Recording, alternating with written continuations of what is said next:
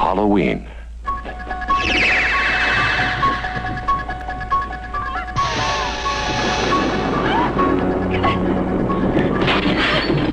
I think he'll come back.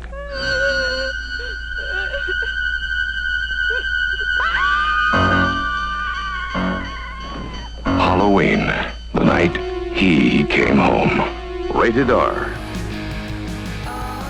Welcome to the Cinematic Void podcast. Cinematic Void is a cult film series that hosts screenings in the Los Angeles area.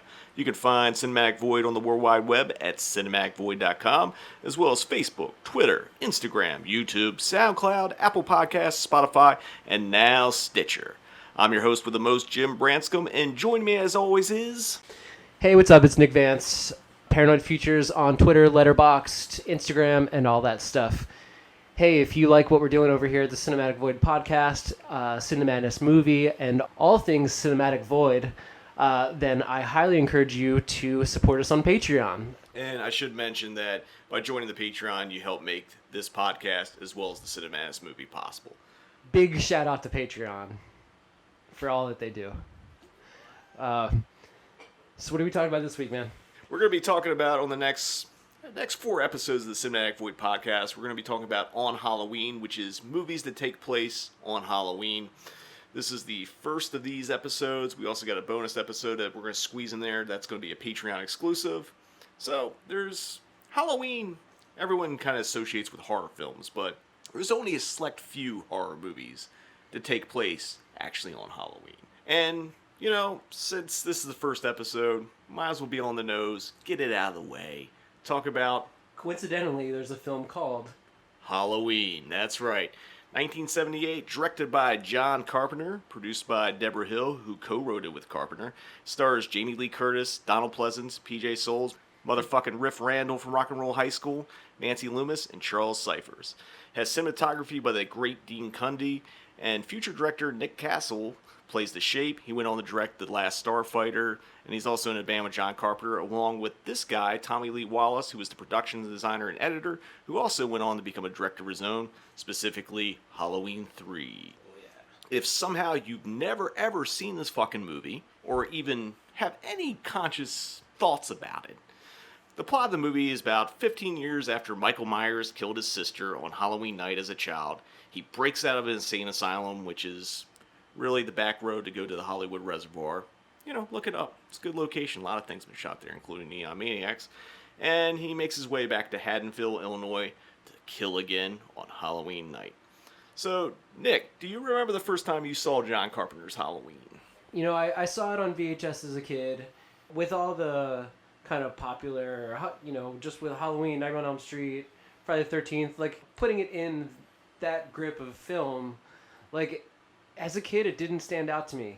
And it wasn't until I saw it again as like in my late teens that I really got an appreciation for it, you know, not only for the history of it, but for what it actually is, which is a great fucking movie. You know, the first time I saw Halloween, I actually saw Halloween 2, the 1981 sequel, first. So it's kind of weird that I watched them out of order. I mean, I kind of like knew what Halloween was, and like I remember like, man, Halloween 2 kind of kicks ass. I really like this movie. Actually, you know, I almost think, I could be wrong, I think I might have saw Halloween 2 and 3 before I saw Halloween.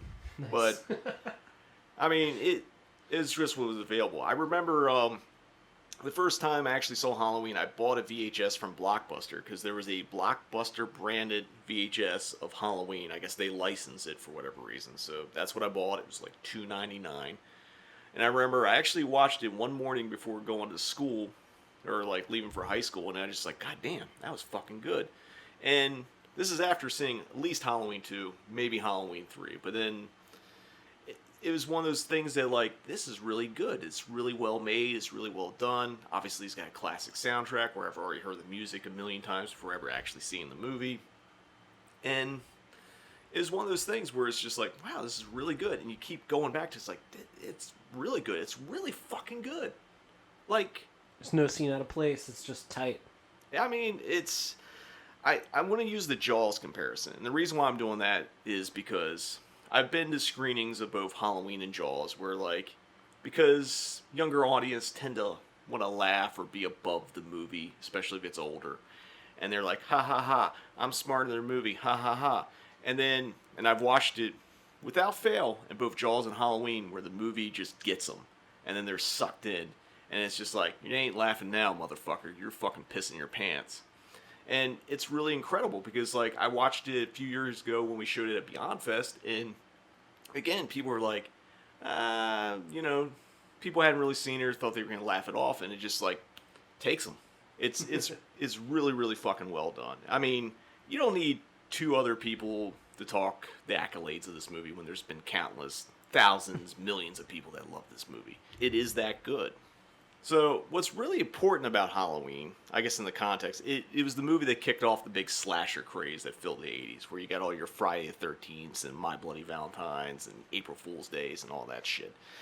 I'll say this, the opening credit sequence, the music and that pumpkin, is one of the best credit sequences ever done. You know, the high standard for, like, credit sequences films have always been, like, Saul Bass, who did a lot of the Alfred Hitchcock movies, and he also did Seconds and things like that. Phase 4. We Phase talked 4. about. Yeah. It's really simple because all it is a jack-o'-lantern, and it's just the camera, like, holding on it, and then, like, it kind of zooms in, the light goes out, and you just have inside the pumpkin glowing, and then it goes dark. It really sets the tone for what you're getting into. It's perfect. Like, I'm not saying the movie's entirely flawless, because there's obviously no movie's really flawless, but, like, whatever shortcomings it may have, it's still a fucking perfect movie. If you can go from start to finish and you just, like, no matter how many times I've seen Halloween, it's just like, wow, that's still great. Besides the opening credit sequence, it also starts out with a pretty ambitious opening, which is that long Steadicam shot. There's actually little hidden cuts in there, and, like, it's not completely, like, one take, but, like, it's pretty seamless in how they execute it. And it's like, I mean, you gotta think, this is a horror movie shot for $300,000 in 1970s money. And they spent most of the money on getting really good equipment, because Dean Cundey was like, hey, I'm the cinematographer, I can get us a deal, we can get, like, Panavision cameras, we can shoot at scope. And, you know, it spent its money where a lot of, you know, lo-fi horror movies and, like, independent movies don't. They spend it on, like, the aesthetic of making it look good and, like, you know, making it feel like I don't want to say real movie, because obviously it's a real movie, but you've seen a lot of low-budget movies where, like, you can tell it's fucking cheap. And at no point does Halloween feel cheap on, like, any level. I mean, the movie's got an impact that, like, I don't really need to say it, you don't really need to say it, it's already been said, but, like, you know, it's still a favorite, and I think, like Jaws, like Psycho, like any of those classic horror movies, it just has that little intangible thing. I mean, it's not even a little intangible thing, it's a large intangible thing that, like, makes it stand out, and, like, no matter how many sequels are made, no matter how many other horror movies are made, it's just going to be, it's the upper echelon. The reason why Halloween came about is that producer Irwin Yablans pitched ideas, like, I want to make a movie called The Babysitter Murders.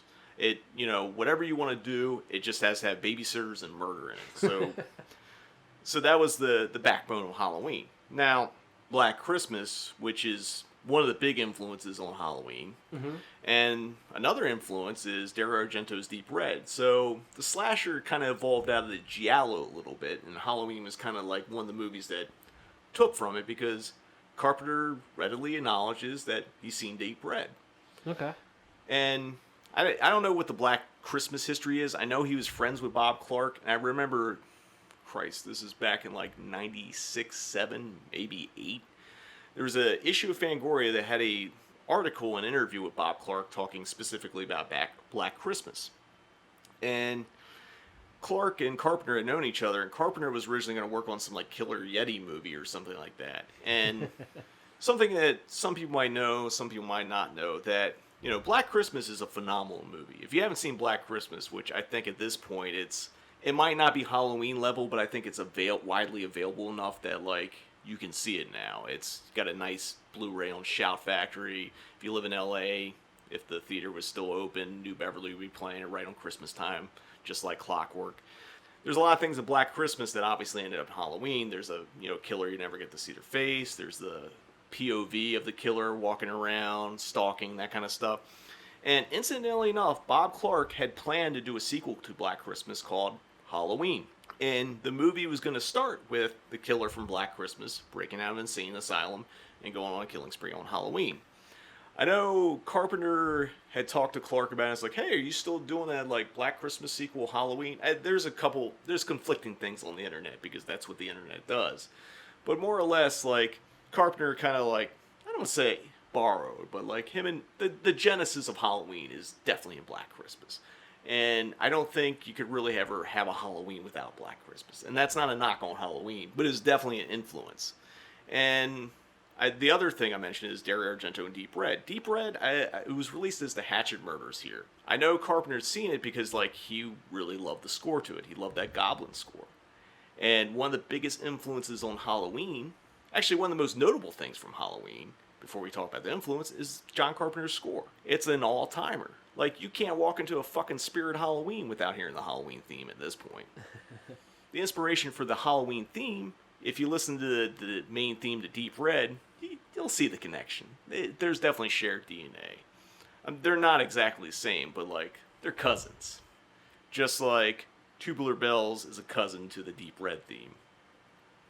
It's weird. You go from Exorcist, Deep Red to Halloween, and there's just this through line of, like, not necessarily stealing or copying, but just there's an influence that carries through. And again, all three of those soundtracks are fucking, well known. You can't fuck with them. They're great, but they have a shared origin. I bet you could find a lot of versions of people rapping over the Halloween theme, but there's only one Deep Red rap. I know. You fucking big ups to Dr. Felix, and Claudio Simonetti, and the Simonetti Horror Project. How many times have we talked about the Deep Red theme now? Every podcast? Yeah, it's getting up there. For a while, we were the Black Flag podcast, but really, we're the Deep Red Rap podcast. A couple other things. Haddonfield, which is supposed to be Haddonfield, Illinois in the movie, is actually based upon Haddonfield, New Jersey, where Deborah Hill had grown up. And incidentally enough, back in the day when I used to go with my friend Jim DeHaven and Bruce Holchek to Exhumed Film Screens in New Jersey, we went up the New Jersey Turnpike, and we'd pass by the Haddonfield exit. But funny enough, the other town on that Haddonfield exit was a place called Voorhees. Nice. So it's just like, I was like, is that a coincidence? How does that work? So, I think it's exit 2 on the New Jersey Turnpike. So if you want to make a pit stop to go to the real Haddonfield and something called Voorhees that may or may not be related to Friday the 13th, there you go. Maybe there's a lake there. Maybe there is a lake there. I mean, it's New Jersey, so it's going to be a toxic waste lake. But yeah. There's actually another movie that has a big connection to Halloween, and it's also pretty obvious, but it's Alfred Hitchcock's Psycho.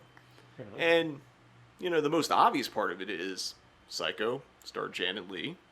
Halloween stars Jamie Lee Curtis, who's Janet Leigh's daughter. And I'm 100,000,000% sure that was, like, not coincidence. It's like, oh, well, that's a marketing ploy right there.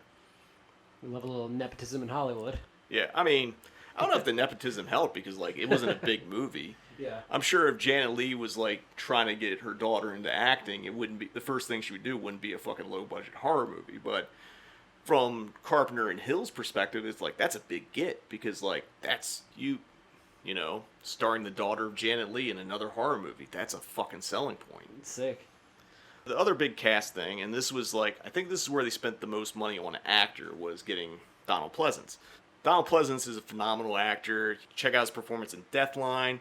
He's fantastic fucking Cul-de-sac, and he always played really, like, unhinged, weird, kind of, like, psychotic characters. So, like, when he plays Loomis in this movie, which, again, is another reference to Psycho, because one of the characters in Psycho is named Sam Loomis. See? Full circle here. So, I mean, Pleasence actually gives I don't want to say restrained performance, but, like, it was different from what he was doing, because, like, he was going, like, ape shit. Like, if you've seen him in Wake and Fright or anything like that, he just, like, would always go for it. And this is, like, subdued and, like, he's showing fear because he's actually afraid of, like, what Michael Myers is going to do.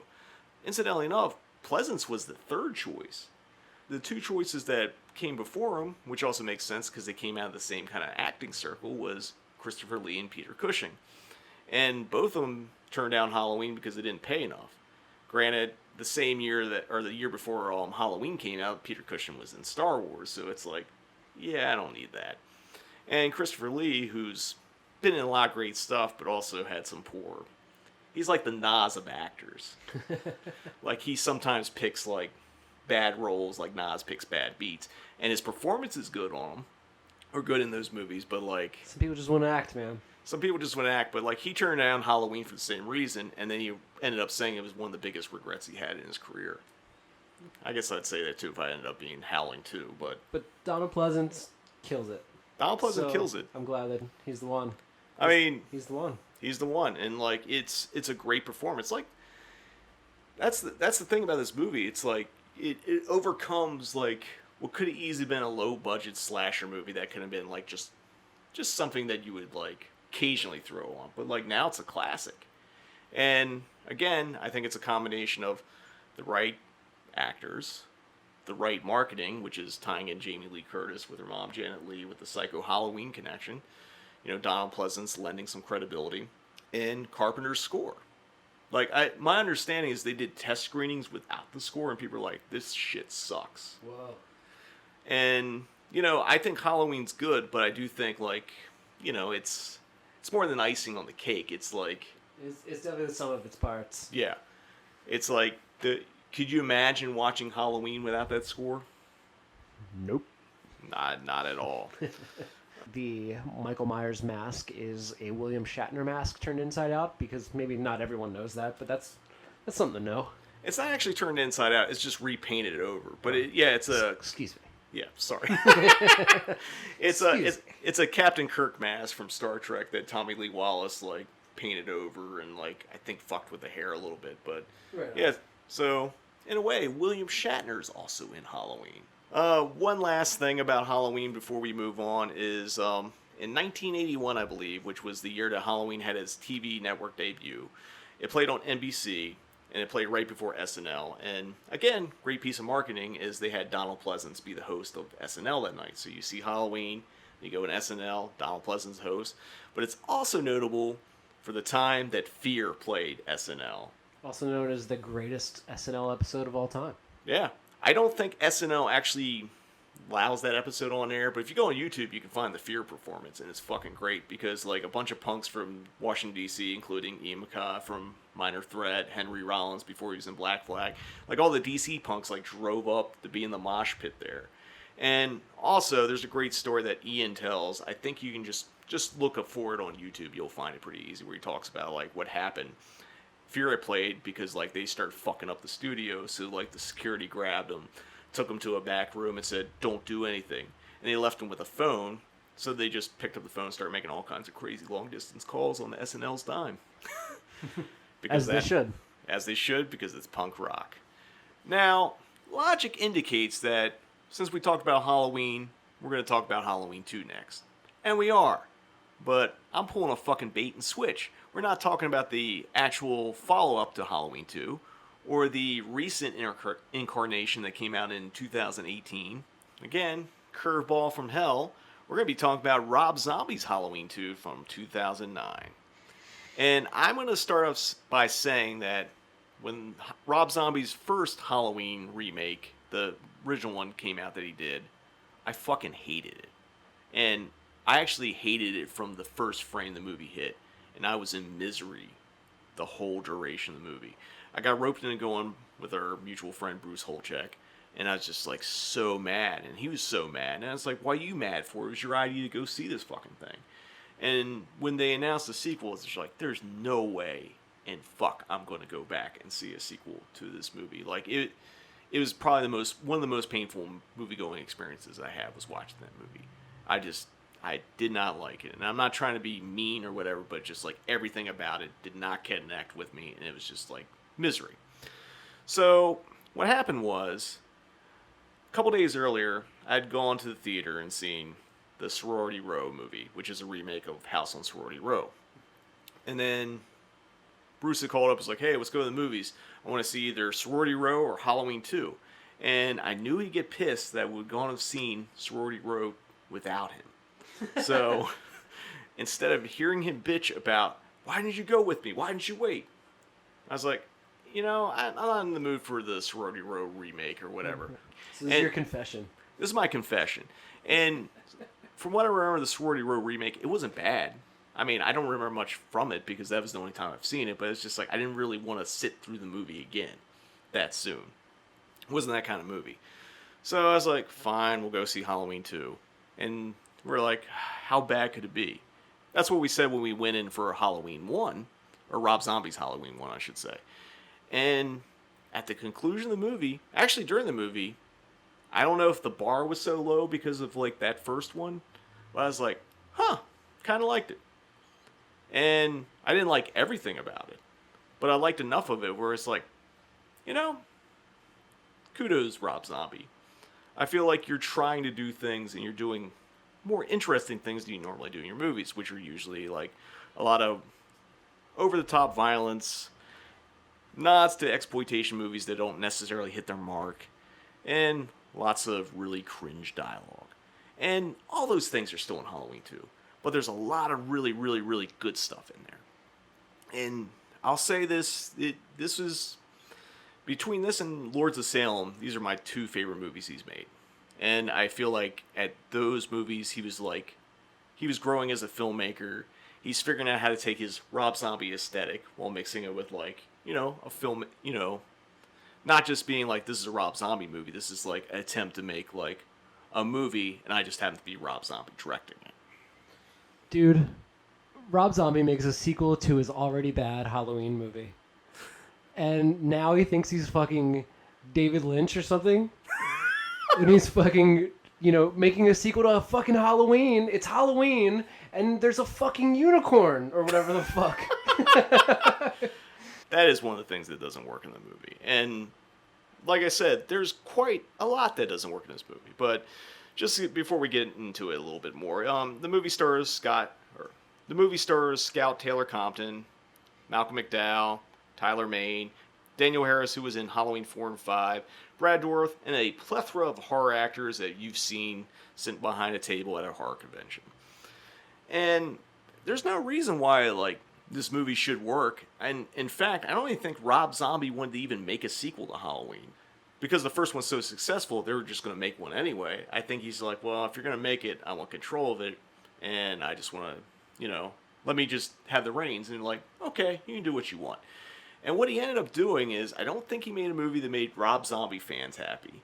I know he didn't make a movie that made Halloween fans happy. And that's ballsy. I think it was just in that era of, like, Saw, Human Centipede, torture porn, horror films, And he was just, like, the kills in these Halloween movies are, like, way over the top. Like, I don't know, man. I guess that's my take on it. Is just, like, for some reason... And I fucking love horror movies, but like it's just come on, man. It's literally taking the knife and stabbing you 40 times when you really could have done it in 5. Yeah, I mean, I like that sometimes, but I don't love this movie. That's for sure. I mean, I don't know if I made that clear. I mean, you've made it clear, and like, it seems weird that like I'm the one defending this, and you're the one like. No, you always surprise me that you love this one, but hey, it's not love. It's just like because there's enough genuine good things in there. Like, I mean, the core of the movie is about trauma and recovering from trauma, and Scout's Laurie Strode character's movie is just like went through a really terrible thing in the first one, and the movie is more or less about her trying to recover and like, get her life back. And then in the meantime, you have Michael Myers, who... This is the one interesting thing I like about this Halloween, that no other Halloween movie really does. It shows you what a serial killer does in the off-season. Because when's Michael Myers really work? Halloween time. So there's a long stretch where it's like building up to Halloween. He's like walking through the woods, walking down the road. He's like not even wearing the mask. And yeah, you get to see what Michael Myers does in the off time, which is still kill people, just not with the mask on. I mean, the thing is, like, the character, I can't go on. So fucking stupid. Look, man. But it's true. But it's true. It's just like, literally, it's like... It's like that fucking Behind the Mask movie. It is Behind the Mask, except it's not Leslie Vernon. It's Michael Myers just fucking hitchhiking across country, trying to get back to Haddonfield so he can kill again, except he's killing along the way. But I don't know. I mean, I don't know if those kills count because he's not wearing the Michael Myers mask. He's just wearing a fucking hoodie up. Yeah. I don't know. I don't even know why I'm defending this movie, but I'm defending it because I think there are things in it that genuinely do work, and I think are like strong for like a Rob Zombie movie, and let alone like a lot of horror movies. Like the characterization, the character development is like really strong, which is not a thing that you would find in his other movies. And I'm not necessarily a fan of Rob Zombie, and I go on to say like this and Lords of Salem are the only ones I like, and even then it's just like they're 2.5-star movies.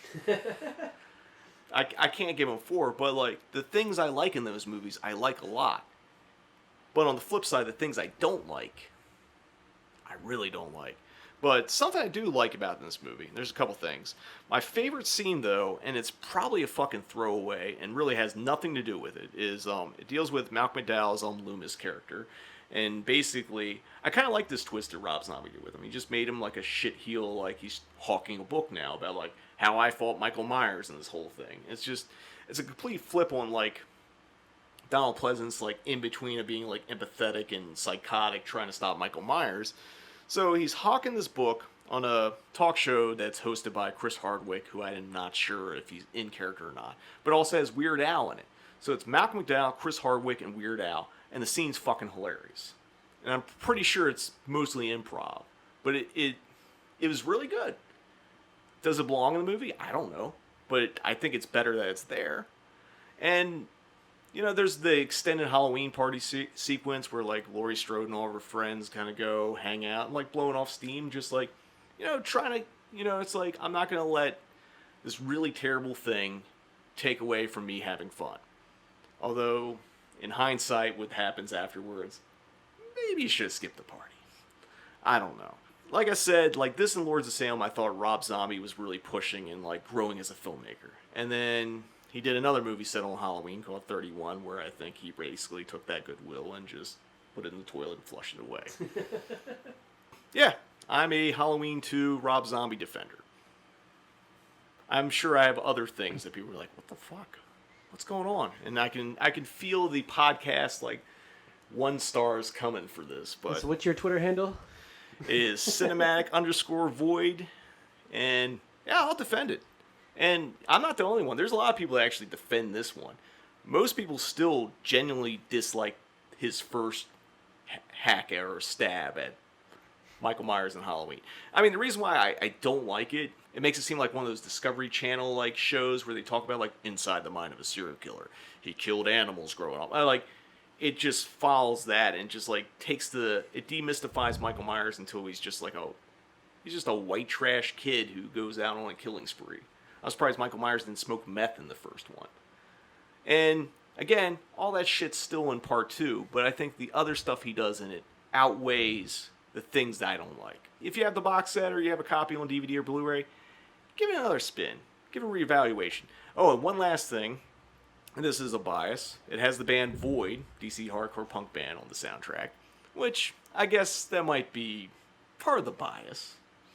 But, I mean, literally, they just play like 30, 40 seconds of a Void song. I definitely remember a Black Flag being on maybe the soundtrack of the first one. I can't remember, but in one of the two. I think so. There's your Black Flag. I think, yeah. For this, I think Scouts Laurie Strode at one point wears a Jealous Again shirt. I could be wrong. Someone can correct me. I remember someone wearing a Black Flag shirt. Yeah. It was Jealous Again. So I feel like a car pulls up and it's playing Black Flag or something. I don't know. I can't remember. It's a car pulling up that plays Void, but there's definitely a Black Flag shirt. So it's My bad. You know, it's got some punk points. Rob Zombie's just trying to be that cool dad. I don't know if he's got points.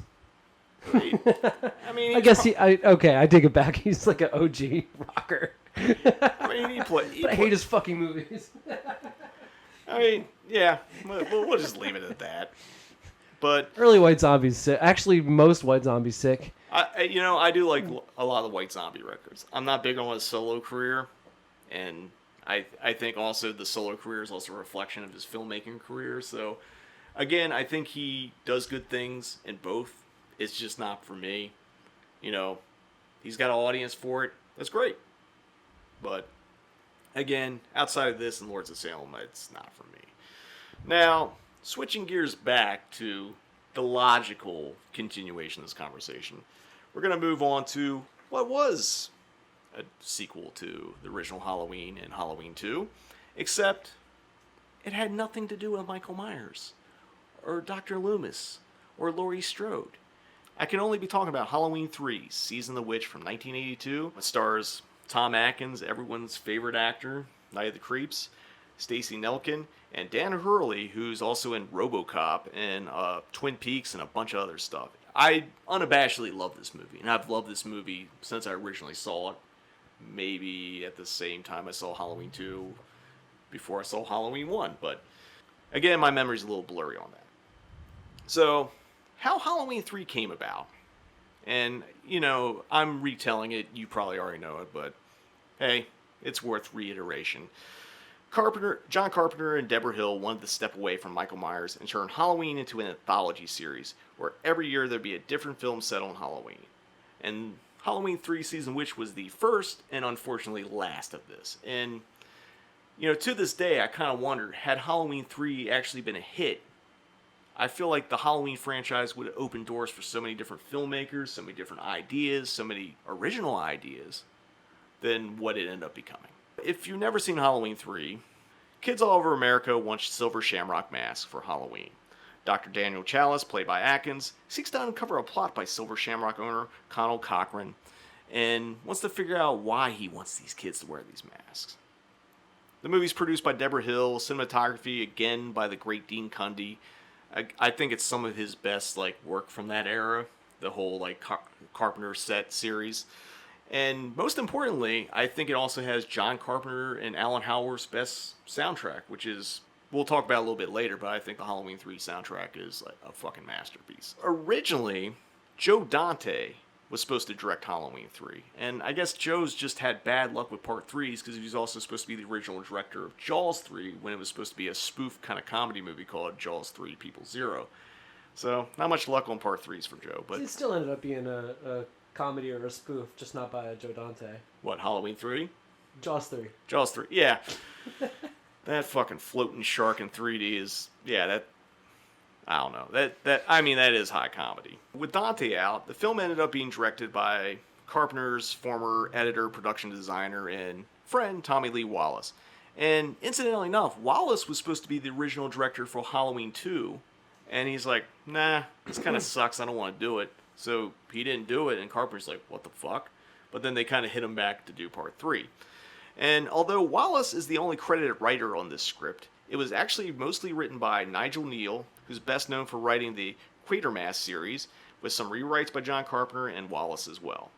Now, Nigel actually asked his name to be removed from the final script, and it had nothing to do with the rewrites or Tommy Lee Wallace's direction, but because one of the producers of the movie, the infamous Dino De Laurentiis, wanted more violence and gore because at the time this movie came out, which is 82, 83, the slasher boom was on. So movies were getting more gory and bloody thanks to effects people like Tom Savini and whatnot. So he upped the gore, and Nigel wasn't big on it, so he just asked to have his name removed. So Nick, what was your first impression on seeing Halloween 3? This is another one that you sang the praises of early on.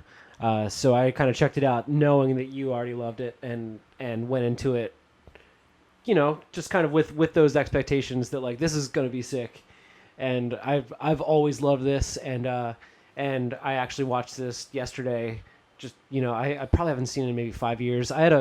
Probably 5 years ago, I straight up just watched every Halloween in a row. I just had a week where I just watched them, but I haven't seen this one in a minute. Watched it again yesterday, and fuck, I love this so much, dude. It's so fun. But so first impression, now impression, dude, if you haven't seen Season of the Witch, which I feel it's a cult classic at this point, but there was a time where people didn't check this out because they heard Michael Myers wasn't in it or whatever the fuck. When I saw it, I already knew going in that Michael Myers wasn't in it, but it was I got Halloween 2 and Halloween 3. There was a label called Good Times that licensed it from Universal, and they were kind of cheapo EP tape label back in the day. So I got both of those, and I remember the cover to Halloween 3 because they had the 3 trick-or-treaters, the skull, the pumpkin, the witch mask on there, and then it had this weird kind of alien I don't know what the fuck you would call it. It's up in the sky, like this giant face of like, technology witchcraft thing in the background. I was like, wow, this looks fucking cool. And I remember watching it and just being like enamored with it because it's like, wow, this is really interesting. And like, obviously, Halloween 3 isn't without its own faults, and we'll get back into those in a little bit. But like, first impression was like, it felt like a movie set on Halloween. I thought the soundtrack fucking kicked major ass, and like, Tom Atkins is great, and actually everyone that's in this movie is really, really good. It's so fun, like it's so of its time. It's like it's just colorful and like super violent. Like when the shit pops off, it goes down. Yeah, I mean the movie's dark, and in a way that Halloween isn't, because it's just like it's dealing with child murder. If you look what the movie's like real influence are, there's robots, there's Stonehenge, there's occultism, there's like computerism. Stonehenge. Yeah. I mean, they fucking steal like a giant piece of Stonehenge in the movie, and it's just like, what? I mean, not many movies would try that or have that as a plot point, but like it was just like, whoa, that's cool. And like, I mean, I'm like 13, 14, or 15. I can't remember the exact age when like I saw this movie, but it's just like, wow, this is like really interesting. And I was like captivated by it, taking out the logical part of it, but it's just like. On a movie, just getting sucked in. You don't need logic when you're having this much fun. No, you don't. And, the biggest influence on this movie is, like, it's obviously not Michael Myers and slasher film. It's more of a, like, pod person movie, so it's more in line with, like, Invasions of the Body Snatchers and things like that. Obviously, there's a few things that don't work and don't make sense, which is, if you think about the whole Cochrane's plan of killing all these children at, like, 8 p.m. or whatever the time is, time zones. Yeah. Unless, like, the whole thing, it was a rolling thing, like 8 p.m. East Coast time. All these fucking kids are dead, and no one would stop it, so just go through time zone. Because, like, the movie's pre-internet, and I'm sure communication would be slow, so, like, maybe that isn't that much of a flaw. Cochrane can pull it off. Yeah, Cochrane pull it off, just, like, wiping out people a time zone at a time. I take it back, that's not a flaw. That's kind of, like, that's cold-blooded, because he's like, yeah, it's coming, West Coast, but... I mean, if he can transport Stonehenge... Yeah. If you can transport Stonehenge to California from England, time zones don't matter at all. Hey, what does he say? He's something about how it's a secret, like he doesn't reveal, the magician doesn't reveal his tricks. Yeah. I mean, that's fine. I mean, it's interesting because I feel like Dan O'Hurley is an Irish actor, and obviously a lot of this has to do based on like the Celtic Irish folklore and stuff like that. Maybe not exact, but like because of who he is and like how he played the role, there's a credence to all that stuff. And like he's saying some like dark, like older stuff here back in pagan times.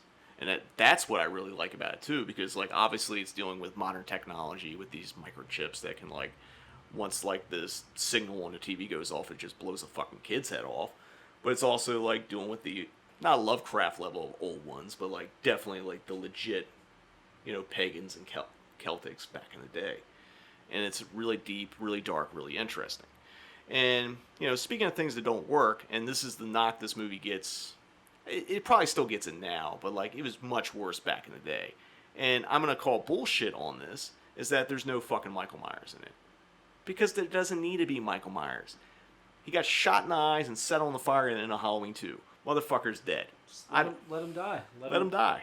But yeah, let the man rest. Let the man rest. It's fucking garbage. And honestly, he does appear in the movie. He appears in a TV commercial of them. Oh yeah, that was great.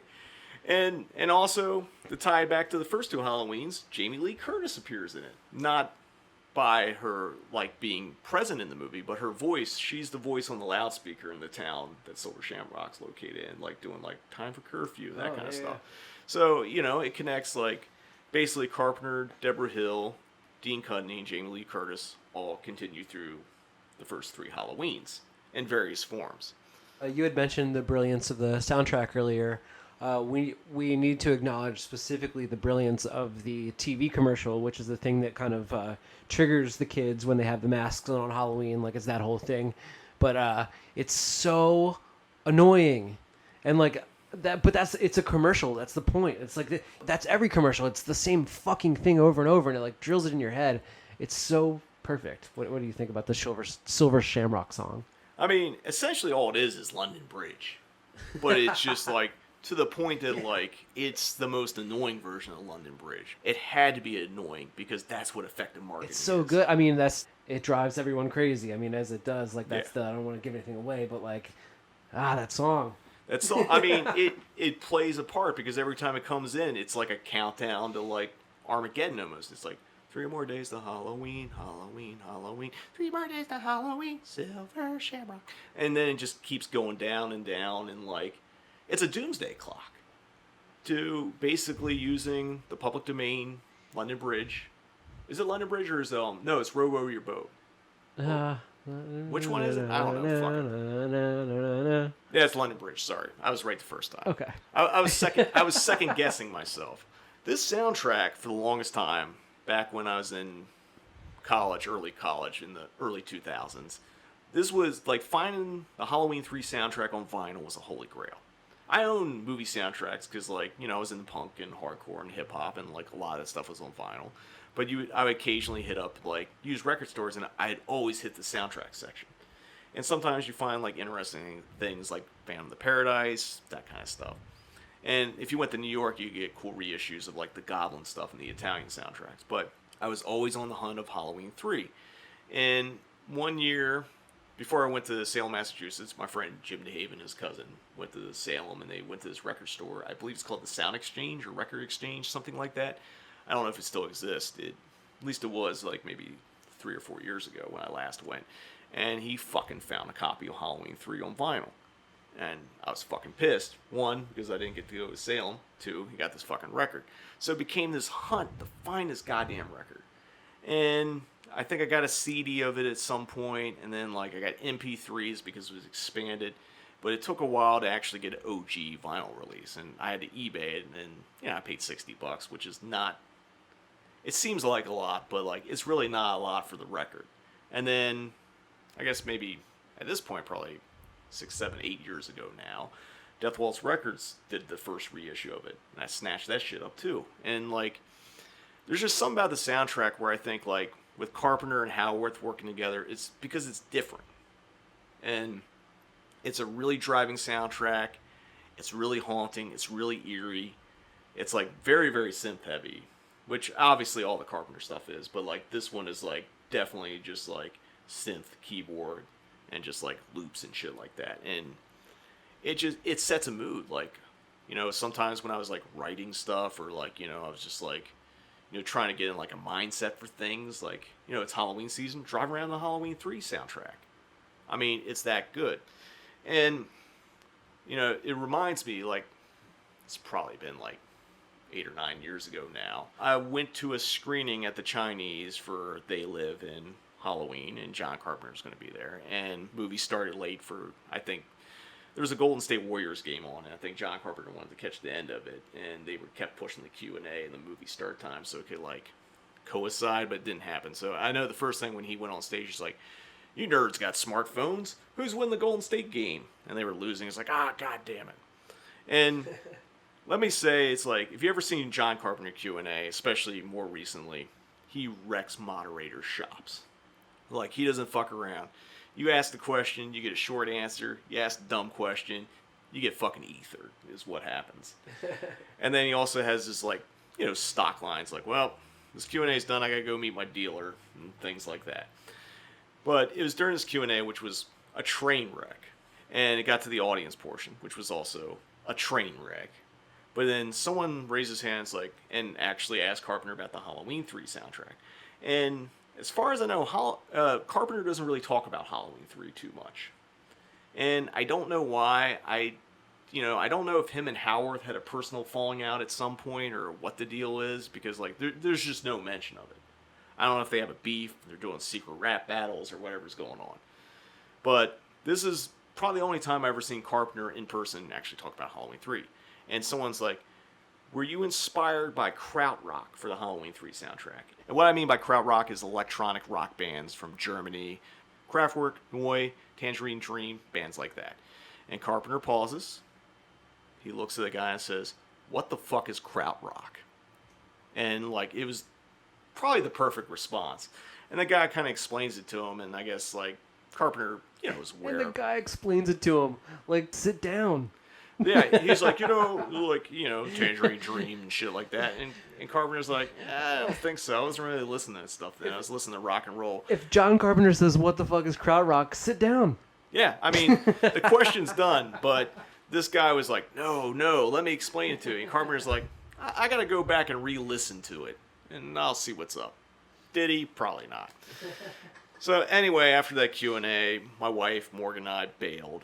We go, leave the theater, we get an elevator, and while we're waiting to go down, it was us and two Asian ladies. And all of a sudden, the security dude walks in and is like, okay, this one's probably cool. And then enters John Carpenter and his entourage. And it's like, oh shit. But you also got the vibe, like, it's like, oh, I hope these people won't say anything. And it's like, and we were just like, nah, I'm not going to say anything. Just going to, it's cool. We're in an elevator with John Carpenter after you fucking ethered a fucking moderator at a Q&A. And basically the audience and all the stupid audience questions.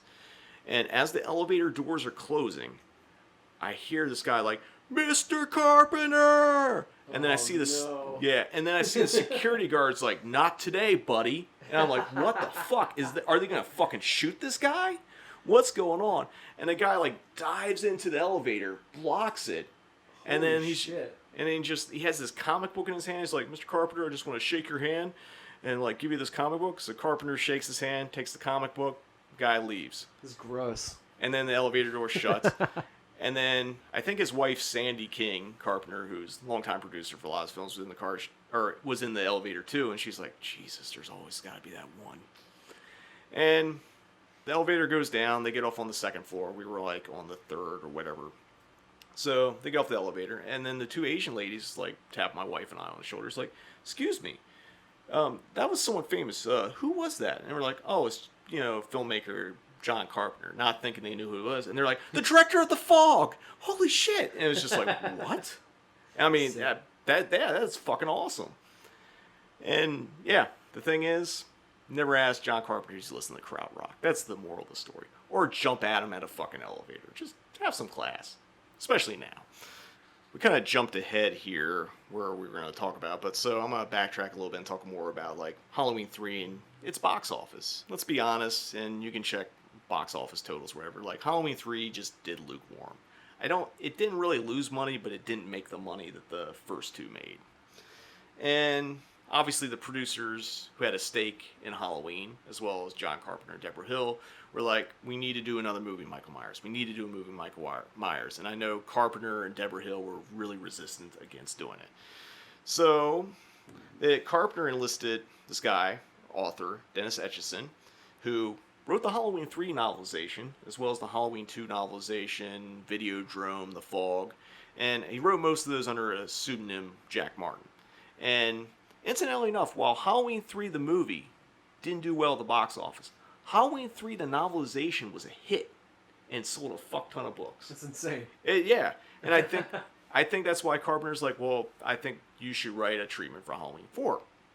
And I'm not going to really go too deep into it, but like, more or less, it was supposed to be a direct spiritual sequel to the original Halloween. You can actually go online and find Dennis Etchison's script and check it out, but more or less, it was just like, it became more like the ghost of Michael Myers kind of haunted Haddonfield, and it's very cerebral, it's very like, it's kind of deeper, and I think at the end of the day, producers looked at it and it's like, this is more of that Halloween 3 shit. We just want fucking Michael Myers, put the mask on, give him a knife, have him stab someone. And I think at that point, Carpenter Hill like sold off their shares of Halloween, took a probably fat check for the time, and then allowed the producers to just like, make the Halloween sequels they wanted. Starting with part 4, got Donald Pleasance come back. I mean, the biggest, I know a lot of people actually like Halloween 4. I think it's okay, but like, it clearly, you went to Walmart and bought a fucking off-brand Michael Myers mask for that Michael Myers in Halloween 4. That mask fucking sucks. You cannot tell me any different. I mean, literally, it's like, if it's not Walmart, it's just like the dollar bin at fucking Spirit Halloween. Like, it's not even Michael Myers. It's like Michael Mayers or something, or like John Mayer mask or something like that. One of the things with Halloween 3 that we kind of talked about earlier is like, people used to shit on it because it's not a direct sequel to Halloween and there's no Michael Myers and stuff. I used to consider Halloween 3 kind of like a secret, like, code movie. Like, if you're talking movies with someone, you're like, yeah, I like this one, that one. And you're like, what do you think of Halloween 3? It's like, oh, that movie kicks ass. It's like, cool, this guy's going to be my friend. It was one of those, like, dividers where you can just kind of tell, like, okay, we're going to be cool because, like, we're on the same page at this. And I don't think it's like that anymore because I think Halloween 3 is finally, or people have really finally come around on Halloween 3. Because I even think back in 2010 when I got my Halloween 3 tattoo, and I basically got that old Good Times VHS cover on my arm. I remember going a few places and people just, like, looking at me like, Halloween 3? Fuck is wrong with you? But then more and more I get people like, oh man, that's awesome, I love Halloween 3 and that kind of stuff. And actually I forget when it was, but like I was working at a Current Classic Movies Film Festival at the Egyptian, and this guy who was like working for TCM, one of the volunteers, ran up to me. He's like, you have a Halloween 3 tattoo? I have one too. And he pulls up his leg and shows me like the silhouette of the kids walking up the hill, and that person was my dear friend William Morris. Nice. We talk a lot about this movie. I mean, we should talk about, like, one of the focal points is obviously Tom Atkins' performance. I think Tom has two signature movies, Night of the Creeps and this one. And I think, I'm not saying that this is now outgrown Night of the Creeps at this point, but I think it's damn close. Before I moved out here to California, I think it was 2006, I went to a horror convention. And I think I went with Bruce Holchek. We were basically just, like, go to dealer rooms because before it was, you know, autograph hound heavy and that kind of stuff. It was more about, like, you go meet, like, various, like, boutique labels that were selling DVDs and at the time, and you buy them and get a deal. So you go hit someone from Severin was there, you grab Severin stuff, Underground, Synapse. Go get those August Underground DVDs. Exactly. No, I'm not even joking. I had a few. I'm not going to lie. Yeah, I mean, you go to conventions that we grab. And, I mean, a horror convention is a lot different today, or, I mean, take out COVID, but like how they were in 2019 is way different how they were in 2005 or 6. And you would have celebrities and stuff like that. So I was walking around the convention, there's some guests, whatever, and then all of a sudden I see Tom Atkins by himself, sitting behind his table with some DVDs and some shirts with his face on it, drinking a Miller Lite. I was like, fuck it, I'm just going to go talk to Tom Atkins. Oh yeah. He was really drinking a Miller Lite? He was drinking Miller Lite. Hell yeah. So I go up to Tom Atkins, like, hey, I'm a huge fan. And it's like, I'd like to buy a shirt. And he's like, yeah, definitely. You want me to sign it? And I looked, like, the shirt was like $25. What was the shirt? It was just it was a picture. It was an illustrated picture of his face, and then it said Atkins on it. And I remember asking my parents to see if they could dig it out of, like, my old bedroom in my house, like, before we had them for Beyond Fest last year, and, like, they couldn't find it. I was like, fuck. Bummer. But, so I bought the shirt. It was $25. Like, you want me to sign it for you? And it was, like, another $20. And it's like, Tom, I love you. You don't have to write on my shirt. I'm cool. I'm cool with a shirt, whatever. But like at the end of the conversation, you know, I didn't want. Even to this day when I do Q&As and I talk to people, they're like celebrities, famous actors. What I try to like not be overbearing and like talk their ear off and be annoying. Conversations coming in and it's just like, hey, I just want you to know I'm a huge fan of Halloween 3. I think you're great at it. And he just stares at me like this is at the convention, or this is when you interviewed him? No, this is at the convention. This is at the convention 2005. Okay. So, or 2006. Atkins just stares at me like I'm fucking crazy, or he thinks I'm fucking with him. I think he might have actually thought about punching me. At that time, no one probably went up to Tom Atkins and said, yeah, fucking Halloween 3 kicks ass. I'm sure there's people like, Halloween 3 sucks! And then like run off, and then like he just like fucking just drink his beer. Which, you know, turn around like 13 years later in 2019 when we had Atkins out for Beyond Fest, and you know we gave him a hell of a tribute. We had The Fog, Night of the Creeps, and Halloween 3. And you know this is one of my favorite things I ever gotten to do in life is do a Q&A with Tom Atkins. Me and Grant Moniker split duties on it. But during the whole Tomathon during that day, I think Christian, Spencer, and Evram and Grant from Beyond. Actually, no, I think it was just Christian, Spencer, and Grant from Beyond Fest were all wearing like the silver shamrock mask. And then you're like, Jim, you're going to be Atkins, but you're going to be Atkins from Night of the Creeps. So we had to go to this place in like Burbank. It was called Tuxedo Junction and get this all white fucking tuxedo. So I can look like the dream sequence in Night of the Creeps where Atkins is sitting there drinking like a coconut. And we got it. And it's just like put on. It was ill-fitting. The guy's like, do you have time to get fit? And like, no, we'll just take it as is. So it was like too big, just not right. It was like David Byrne. Yeah, it was a fucking David Byrne suit. Or Kanye. Kanye. Yeah, that suit didn't do me any favors. So I got it, had to put on the fake mustache and glasses, and I thought, like, I'm just going to do one intro as we was going to get introduced as Tom Atkins. That was going to come out and disappoint people. And, like, Christian's like, oh, I'm sorry, I meant Dom Atkins, his brother. So the other thing about doing that Q&A was, like, I went and got a coconut from, like, Ralph's. I was like, fuck, how do I open a coconut? I'd never done it before. And Jonah Ray from The Void, Mystery Science Theater, was there, and he's from Hawaii. So obviously he knows how to open a coconut. So he opens it, takes a sip, and is like, oh man, there's something wrong. He's like, oh, your coconut's moldy. And I just drank from it.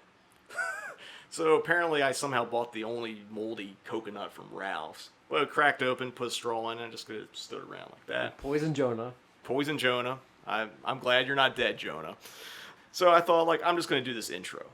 And that's it. And then the movie ends, and Grant's like, why aren't you back in your tuxedo? You need you back out there. So I had to put this fucking thing on. The thing didn't breathe. I know I was in such a hurry for, like, that second intro that I left my clothes on and just threw the fucking tuxedo over top of it. Oh, God.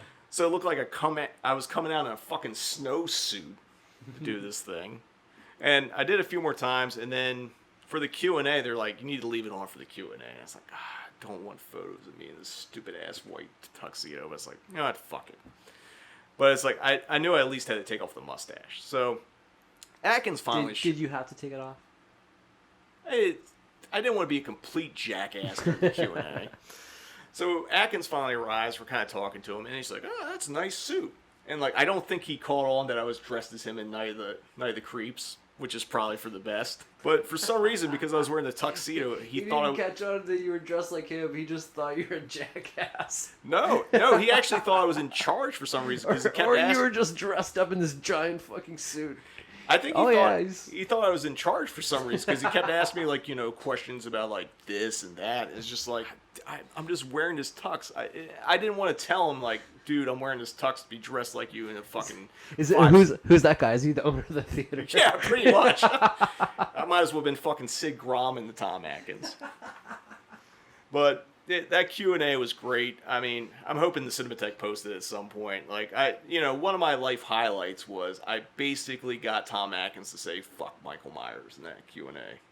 And I don't even hate Michael Myers, but for all you assholes that fucking shit on Halloween or Halloween 3 because Michael Myers was in it, fuck you. And Tom Atkins says fuck you too. You know, it's crazy how full circle Halloween 3 came. It went from the bastard child sequel that didn't make sense to basically its own thing. And, you know, I think it's great. And, you know, it's to the point now that there's people that, like, when you talk your favorite Halloween films, it's Halloween and Halloween 3. And I've noticed a trend of people like, you know, it's like, Halloween's a classic, I love it. But because of all the craziness and the fun and the weirdness and the robots and the Stonehenge and the cultism, and probably because it has more to do with actual Halloween than Halloween, people have been ranking Halloween 3 higher. I love Halloween and I love Halloween 3. I don't know if I could really pick one over the other because I feel like the Halloween formula was just basically carbon copied by like 8 million other slashers that came out from like 1979 to like now, essentially. And the thing is like no one's really ever tried to replicate Halloween 3. You know what? I said this earlier. I really wish that Halloween 3 had been a success at the time, because I think, just imagine the films that would have came out of the Halloween franchise if it dared to continue to be bold, interesting, and not a generic slasher photocopy machine. I don't know. Any closing thoughts on Halloween 3? No, I've gushed enough about how much I love it. Yeah, me too. I think we both have. Yeah. We're going to take a quick commercial break, but when we return, we're going to talk more about movies on Halloween on the Cinematic Void podcast. Unbearable suspense that keeps you on the edge of an abyss of terror. Take a cult film odyssey into Cinemadness with Cinematic Void. Based in Los Angeles, Cinematic Void is a film series that specializes in horror and exploitation films. Currently, we are hosting Cinematic Void Up All Night in the Cinemadness movie, a monthly virtual screening series, as well as the Cinematic Void podcast, where we dive deeper into the world of cult cinema. You can find Cinematic Void on the World Wide Web at cinematicvoid.com, as well as Facebook, Twitter, and Instagram. And if you like what we do, you can support Cinematic Void by joining our Patreon. Until next time, see you in the void.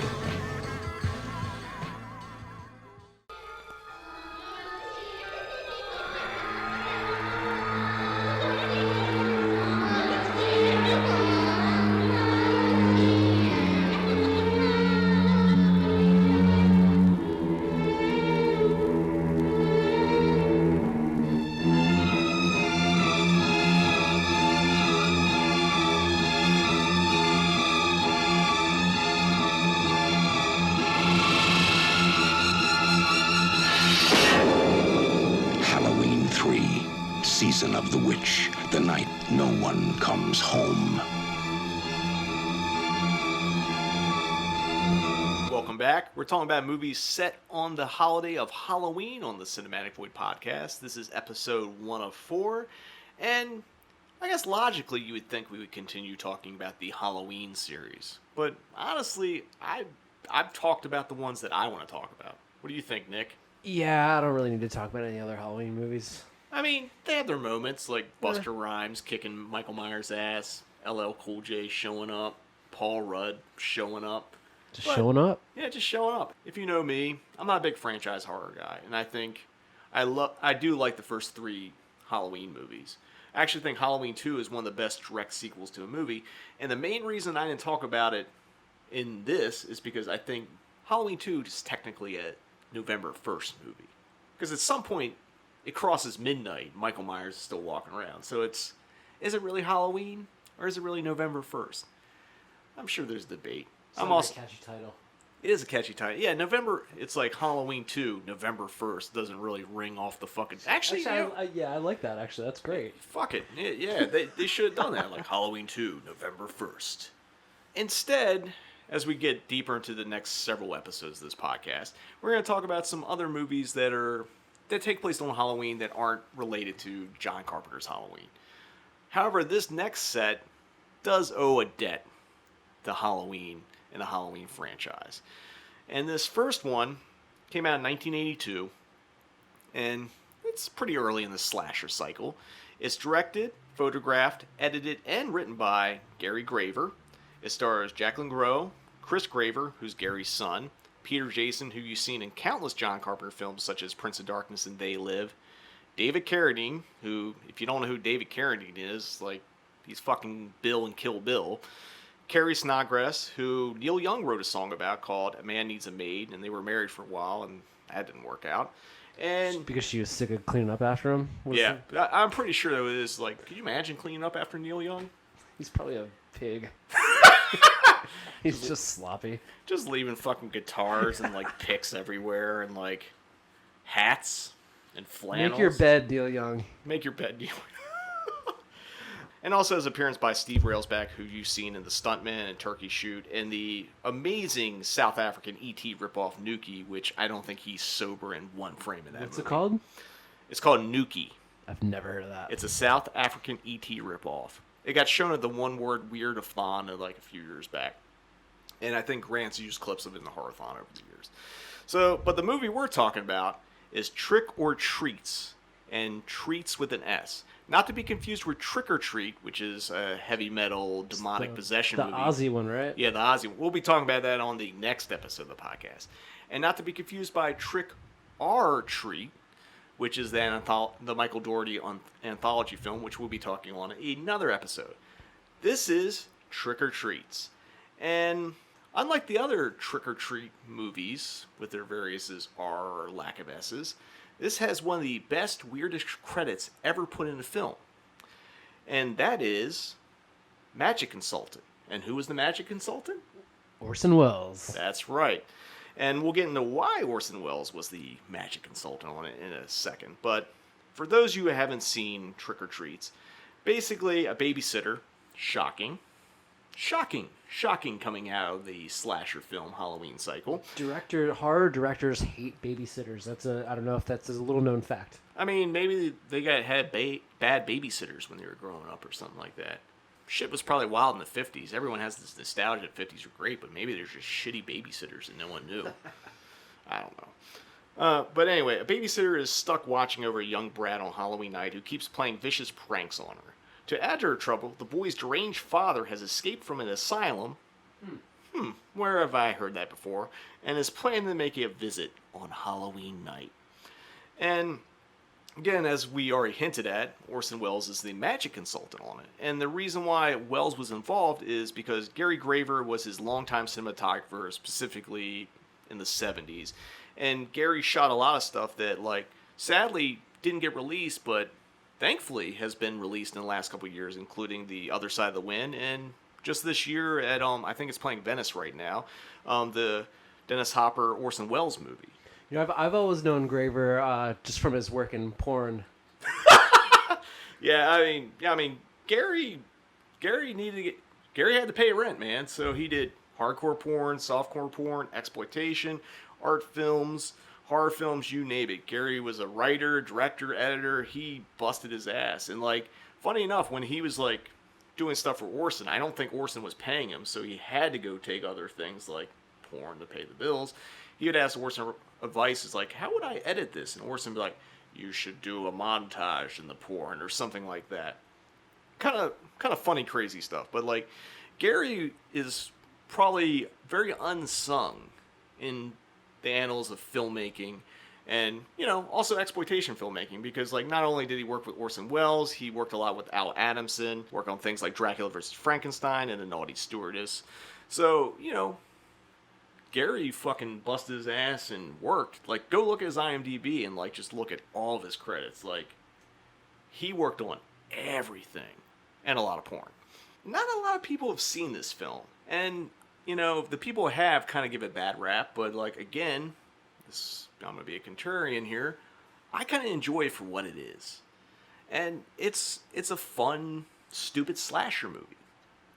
It gets dark at times, but like, you know, there's interesting things that happen to it, and a lot of it has to deal with the practical jokes that Chris Graver, who's Gary's son, plays on his babysitter, which is all orchestrated by Orson Welles. The main influence on this film is, one, Halloween. And I'm going to venture and guess, because Peter Jason's character, who's the dad who escapes from the insane asylum, like steals a nurse's outfit so he's in drag, I feel like there's a little bit of Dress to Kill in there as well. Especially if you've seen Dress to Kill and you've seen the ending, you'll get the connection there. A few years ago, I had Peter Jason out with producer Sandy King, who's John Carpenter's wife, for a screening of Prince of Darkness, and we were talking in the lobby beforehand. We were talking about a lot of stuff, and I mentioned this movie to him, and he like almost turned sheet white because he's like, "Oh fuck, I don't want to talk about this movie." And I don't know if he's embarrassed by it or what his feelings are, but like, he did tell me a story that after the movie was wrapped and it was released, he got a letter from the Screen Actors Guild because Trick or Treats wasn't a union movie. So basically everyone that worked on it, Steve Railsback, David Carradine, you name it, all got this slip that they had to appear at a hearing for SAG for as to why they did a non-union movie and did he get cleared first. So he goes in, and then once he shows up, he realizes he's the only one that showed up. Everyone else blew it off because apparently all SAG could do at the time was send you a letter and say, hey, you need to come in for this. And if you didn't come in, they couldn't do shit. So poor Peter Jason went in, almost got fined, almost got like his career ruined by doing Trick or Treats non-union. But I think they just kind of gave him a slap on the wrist and let him go. And that was kind of fun. But like the better story, which, speaking of David Carradine, it's not my story to tell, but like him and Sandy told me the most insane story about David Carradine at John Carradine, his father's funeral. And maybe I can get either Peter or Sandy on the podcast at some point to tell it, but like, it is the best story I've ever heard that involves like a Hollywood family and a funeral. And I know I'm overselling it. I know you want me to just tell it, but it's like, it's not my story. I don't know if they really want to tell it publicly, but you know, it's definitely a story they've told a lot. And it's absolutely priceless. It's absolutely insane. And yeah, if you happen to run into Peter Jason or Sandy King at some point, just ask them like, hey, I heard that you guys went to John Carradine's funeral, and just they should just go on autopilot and tell one of the best stories I've ever heard. So much so that when it came time to do the Prince of Darkness Q&A with them, I couldn't think about Prince of Darkness at all, because all I was thinking about is this fucking story about John Carradine's funeral. And like, it just like, I just couldn't get it out of my head. And like the whole time, it's just like, I almost wanted to bring him to Q&A. It's like, yeah, we're talking about John Carpenter's Prince of Darkness, but let's talk about the time he went to John Carradine's funeral. But yeah, it's a great story. I wish I could tell it, but it's not mine to tell. And now I've teased enough that you're probably pissed, like, just fucking tell it. But whatever. I can't wait till we stop rolling. Yep. I'll tell you, Nick, but sorry, listeners. And I'm not going to tell you guys. Yeah. I mean, you know, if enough people join Patreon, maybe. There we go. You got to pass to hear it. So, a couple other things about it. Essentially, David Carradine, Carrie Snodgrass, and Railsback's, like, appearance in the movie are extended cameos. Like, I almost feel like Steve Railsback was in the middle of like either shooting another movie or a play that he just happened to be doing, and like Gary Graver just like kind of rolled up, brought a camera, stuck a light on him, and just like shot the shit real quick and just like bailed out. Literally, Railsback scenes of him like preparing to like go on stage for a play, and he's putting makeup on, he's just sitting behind a table and like all that. It's just, it feels like literally they just rolled up, shot it, and left, and like, here's $50, Steve, thanks a lot. This is solid. Other things to note, like the main location was actually Carrie Snodgrass's house where they shot, but like I'm not sure why. I'm sure there's probably a reason or whatever, but they only shot from like 6 p.m. to midnight each night. And I think it took 3 weeks to shoot, which doesn't seem long, but like as fast as like Gary was cranking out movies, be it like exploitation, horror, Orson Welles stuff, or porn, it was a lot of time for him. And if you want to check it out, you can, non-committally, you can go on Amazon Prime and see it. I know Code Red put it out on Blu-ray a few years ago. I don't know if it's still in print or not, but yeah, I enjoy Trick or Treats for what it is. It might not be the greatest slasher ever made, but like there's a zaniness to it, and a lot of it has to do with like Peter Jason does a over-the-top great performance. Chris Graver is obnoxiously bratty, doing all these like fucking pranks. And like they're not even like regular pranks. They're like self-harm pranks that makes the babysitter freak out each time. Like he's like cutting his thumb off. He's like, shoot, there's their bloody thumb stump sitting there, and she goes and he's like, haha, got you again. And like just over and over again, just that kind of stuff. So I like Trick or Treats. It might not be for everyone, but Halloween season, if you don't feel like watching Halloween 3 for the millionth time, check out Trick or Treats. Moving on, this one isn't as direct to Halloween, but it deals with pumpkins. It's a slasher movie, and I like this movie a lot. I like it more than Trick or Treats, and it's from 1988. It's called Hack-A-Lantern. It also goes under the titles Death Mask and Halloween Night.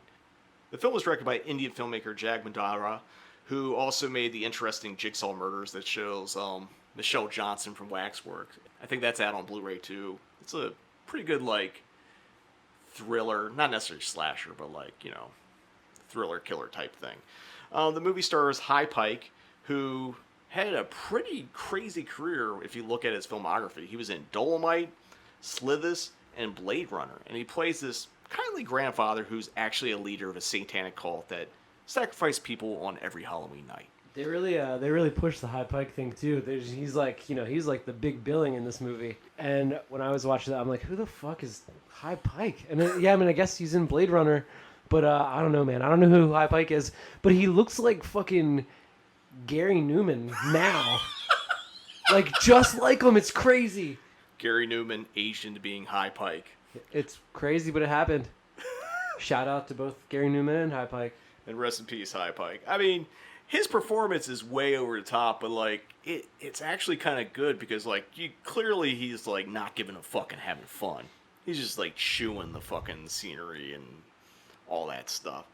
The movie also stars Gregory Scott Cummings, who was in Phantom of the Mall, and Cannibal Hooker's Tatiana Gardner. Now, Cummings plays the grandson of Pike's character, who's being groomed to join the cult for this Halloween. And he keeps having these really surreal nightmares where, like, there's a lady that, like, has a snake shooting lasers out of her eyes, and there's, like, a heavy metal band playing, and, like, there's a few scenes like that, and those are really, like, well done, kind of tripped out. They rock. They kick ass. I mean, they're a little silly, but yeah, they essentially kick ass. And then, like, he also has a lot of rage, so he does a lot of, like, working out and yelling and, like, that kind of shit. Listen to heavy metal stuff. The movie's not so much riffing on Halloween, the franchise or anything like that, but it's more of a comment on the PMRC and the satanic panic of the 80s. Obviously with the heavy metal stuff and the satanic cults and that kind of thing. As I said, I like this movie quite a bit. And for whatever reason, it's got a bad rap online. And, sure, the satanic cult looks like they bought their outfits from Spirit Halloween budget bin. They're just like, kind of flimsy red cloaks. Again, Spirit Halloween budget bin. And the performances are all over the place. Like, High Pike going over the top works. Some of the actors aren't up to snuff, so you get some, like, really, really inconsistent performances within the same frame. Not everyone's High Pike. Yeah. I mean, you can't. Not everyone could go from Dolomite to Blade Runner, so it is what it is. But the surreal heavy metal nightmares. There's some really good slasher kills in it. They might not be the bloodiest, but I think they're pretty decent. And there's a really, really cool Halloween party sequence. And then, again, has a heavy metal band playing. And I think the movie's a lot of fun. And a few years back for the Arrow Horrorthon, this was one of my pitches to Grant to include. And I knew Lewis Justin, who runs Massacre Video. Shout out to Lewis. I knew he had Hack-O-Lantern, and I was like, this would be great to play somewhere in like the middle of the Horrorthon because of just how it is. I didn't go to the screening, but I know Lewis did. And basically he said he just kind of sat back and watched the audience like, kind of laugh in the movie. Because there's laughable things in it. There's some unintentional humor, and there's things that don't work to make it.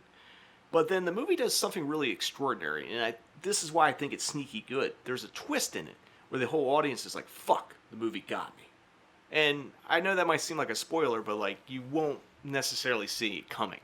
Basically, he just says, like, it was great to watch the audience think they were, like, above the movie, and then the movie just, like, got you, motherfucker. I think it's a fun thing to watch on Halloween. Kind of be nice if someone would screen it around that time, and, oh, yeah, before I forget, speaking of Massacre Video, on October 16th, the Cinematis movie is going to be presented by them. We're showing a movie from their catalog, and, yeah, I'm just going to leave that right there. Back to Hack-O-Lantern, it's like, there's worse slasher movies you can watch. And there's definitely worse slasher movies that take place on Halloween you can watch. For example, the next movie we're going to talk about, it's from 1995. It's produced by Fred Olen Ray, who made Hollywood Chainsaw Hookers and, made a lot of fun stuff. And it's directed by Steve Latshaw. And Steve and Ray have worked together on countless things. I think Steve wrote a bunch of scripts for some of Fred's movies, and Fred produced all of his stuff and that kind of thing. The movie stars Linnea Quigley and features appearances by Scream Queen Bring Stevens, Cameron Mitchell in his final role, and somehow John Carradine, who we already mentioned back in Trick or Treats, who had been dead for 7 years when the film was released. I can only be talking about Jacko. AKA Shit Pickle. Now, Nick, can you talk about where Shit Pickle came from? It's in the commentary that the director and the producer do for this movie on the DVD. I think the DVD came out in 2005. I can't remember who put that out. But, I think they probably put it out themselves because, I think it was the 10th anniversary DVD of Jacko. It's probably a bit or something, but one of them mentions that there was a critic that referred to the movie as, instead of Jacko, Shit Pickle. And so it's probably a bit or something, but the director gets mad during the commentary and storms off, and so there you go, Shit Pickle. Shit Pickle. So plot-wise, Shit Pickle, aka Jacko, it's a movie about a warlock who's put to death in the old times. I guess Pilgrim, early, those kind of times. And he swears revenge on the family that put him to death, which is this family called the Kelly family. Then we leap to the present, aka the 90s, and a bunch of shithead teens go to the graveyard where this warlock is buried and take the gravestone out. And what is unleashed is Jacko, aka Shit Pickle, who puts a 187 on all three of these little punks, and then sets off to get revenge on the Kelly family, or basically the descendants of the Kelly family that put him to death. I'm not gonna lie, the movie does have its moments. I wouldn't say it's good, but smoke a bowl, have a couple beers. Watch stock footage of John Carradine and a stand-in actor showing him from behind. It's a completely ridiculous scene. Yeah, I mean, if you can get past that and there's some gratuitous nudity for no reason that doesn't really even fit in the movie almost feels like a PG movie, but it's all the reasons. Yeah, for all the well, they had to sell some VHS or whatever. I mean, it's got some decent kills, and I'll be honest that the Jacko Shit Pickle monster or whatever itself looks pretty cool. It's a giant pumpkin monster, and it's I can't hate on that. I think it looks cool. Something that I found when researching this movie, and by researching, looking on IMDb, that someone in the trivia section claims that Tim Burton saw Jacko, and that was his inspiration for Jack Skellington. And I was like, that is the weirdest fucking thing I ever heard. It can't be true. But I'm going to see if I can vet this. So I did a search online. Couldn't find shit. So I think it's bullshit. But if any of you listening can prove to me that Tim Burton saw Jacko and was like, there it is, that's my inspiration for Jack Skellington, let us know. And, in fact, let Fred Olen Ray and the director of the movie know, because they're probably owed some fucking sweet Disney money for I always thought he stole it from Return to Oz. Wasn't there a pumpkin-headed guy in Return to Oz, too? That's probably where Tim Yeah. got it from. You never know with Tim Burton. It's just like, he seems like a guy that would have discerning taste and be like, Yeah. what can I watch? Oh, this Jacko movie, this seems interesting. I don't know anything about Tim Burton.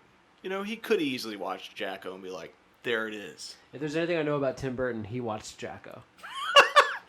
You know, I mean, I did, when we talked about the Passion of Christ in the last episode, and I said, like, I remember reading or being told that the dwarf that plays the demon baby in Passion of Christ is the same dwarf from Phenomena.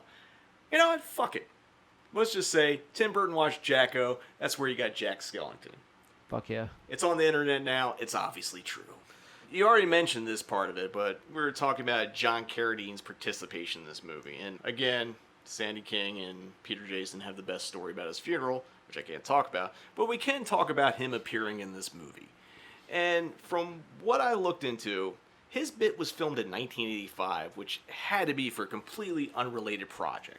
I don't know what that project is. I know Fred Olen Ray shot a bunch of stuff, and like, because I know there was a period where John Carradine, at least 10 years after he was dead, was still appearing in movies, because people would just shoot footage of him just like jabbing about whatever, and just like, well, you Just can't. have him in a cloak and some kind of like as some kind of Star Wars character in this fucking movie. I mean, I guess he could be Obi-Wan Kenobi. He's the Obi-Wan of shit pickle. Yeah. But yeah, Carradine stuff was filmed in '85, and somehow it's in there with body doubles. And then there's poor Cameron Mitchell, whose last movie was this. So this movie came out in '95. Cameron Mitchell died in '94. He shot his part in '93. And I love Cameron Mitchell. Cameron Mitchell's another, I'd say, Nas-like actor. He's usually good in everything, but like, man, he picks some bullshit beats. And, you know, when I think of last movies, is really Jacko a bad way to go out? Poor Cameron Mitchell. I mean, you know, Orson Welles' last movie was Transformers the movie, and he was fucking Unicron. That's fucked up, dude. Be careful what you pick, because you never know what your, like, last statement's going to be. We all can't be Oliver Reed and David Hemming, whose last movie was Gladiator and went on to win an Academy Award. Like, sometimes your last movie's going to be Jacko, a.k.a. Shit Pickle. All right. We got one last movie to talk about in this first episode on Halloween on the Cinematic Void podcast, and it's a little different than the others because it's a comedy, although your laughs will vary. It's from 1982. It's directed by Graydon Clark, who made the absolute masterpiece Joysticks, as well as Without Warning and Satan's Cheerleaders. The film stars Joe Don Baker, Mitchell, for all you Mystery Science Theater fans. It also has Academy Award winner George Kennedy. Yep, I'm making sure I'm putting down Academy Award winner on this. It also has Stella Stevens, Night Warning's Julia Duffy, Scott McGinnis, who re-teamed with Baker and Clark for Joysticks, and he's also in one of my other favorite movies, Secret Admirer. E.G. Daly, who was the voice of Tommy Pickle on Rugrats, as well as Dottie from Pee-wee's Big Adventure, and she's also in Better Off Dead. And character actor Charles Napier, who you've seen in a ton of things, and the film debut of one Andrew Dice Clay. I am, of course, talking about Wacko, which is a slasher movie spoof parody in the vein of, like, Airplane, Naked Gun, Kentucky Fried Movie, all that stuff. It had National Lampoons. It has a feel of, like, all that shit, man. Like, as I was watching this, it was like, I would kind of start to zone out a little bit, and it feels like a real horror movie for a second, but like a bad crap one from the 80s, you know? Like, so it just feels like a bad horror movie, and then you get pulled out of it with, like, some dumbass joke that's fucking, I don't know, I thought it was hilarious, too. But, yeah, man, this dude, so much fun. Wacko kicks ass. You know, I talked about on a rewatch listen recently about Albert Soul's Pandemonium, which is another kind of horror parody. And, like, I guess at the beginning of the 80s, because so many slasher movies came out, obviously there's a race to be, like, who's going to make the definitive Airplane-esque parody of those movies. So you had Pandemonium, you also had, like, Student Bodies, Saturday the 14th, and National Lampoon's Class Reunion. Just to name like a handful. That might be all of them, or there might be like 20 more that I'm forgetting. Grady Clark is another student like Gary Graver of Al Adamson. They all come from the same, exploitation school, low budget, cranking movies out. But this is obviously the airplane version of a slasher movie, and for the plot, 13 years after the lawnmower killer killed her sister, high school student Mary Graves, played by Duffy, and obsessed detective Dick Harbinger, played by Joe Don Baker, are on the lookout for the killer to reappear during the annual Halloween pumpkin prom. The two main influences on Wacko are, one, Halloween, clearly, and the other one's Prom Night, which was one of the other 4 slasher movies Jamie Lee Curtis did, like, through the 70s and 80s. It was Halloween, Halloween 2, Prom Night, and Terror Train. And it's a pretty good mix of both Halloween and Prom Night. It definitely leans a little more to Prom Night because of the actual, like, in-school stuff. It's like the jokes are hit and miss, and depending on your tolerance and taste, you're either going to enjoy it or hate it. This movie starts off with the father climbing up into the window and looking into the window while his daughter's getting ready for prom. She catches him and goes, "Daddy!" Like it's like this funny, like that's the comedy we're dealing with here. But I'm sorry, I love it.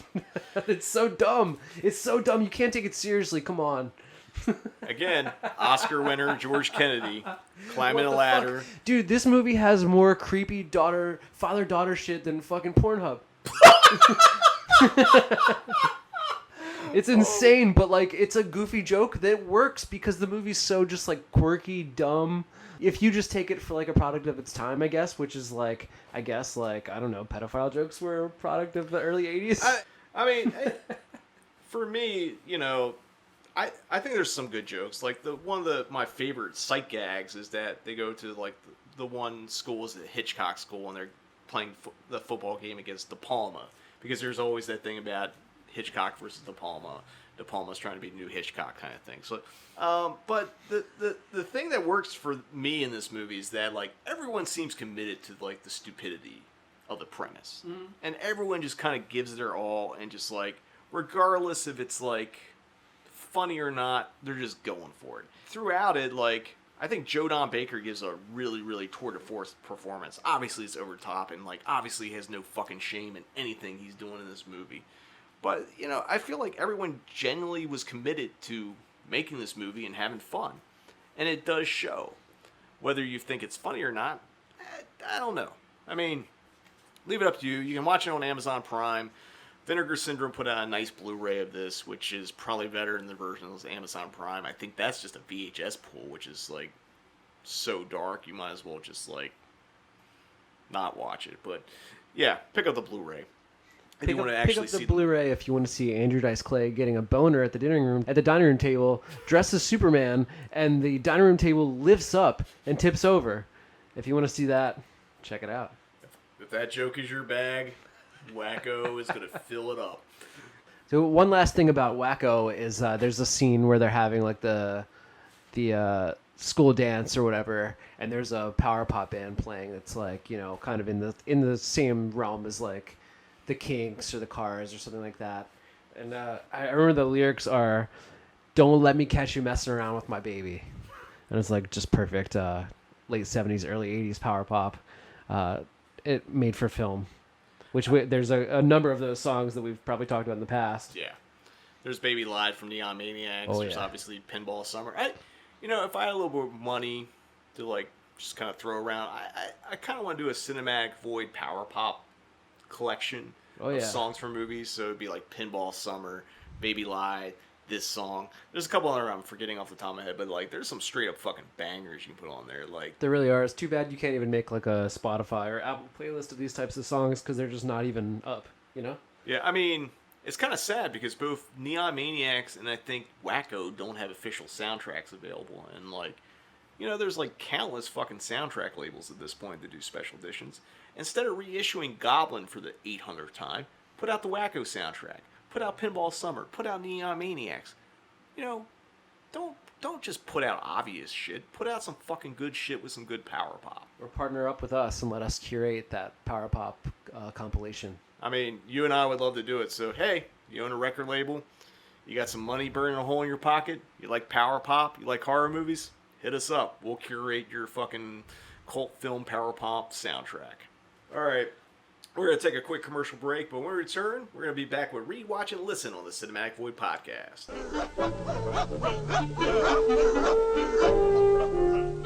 Ladies and gentlemen, an important announcement from Academy Award-winning actor Mr. George Kennedy.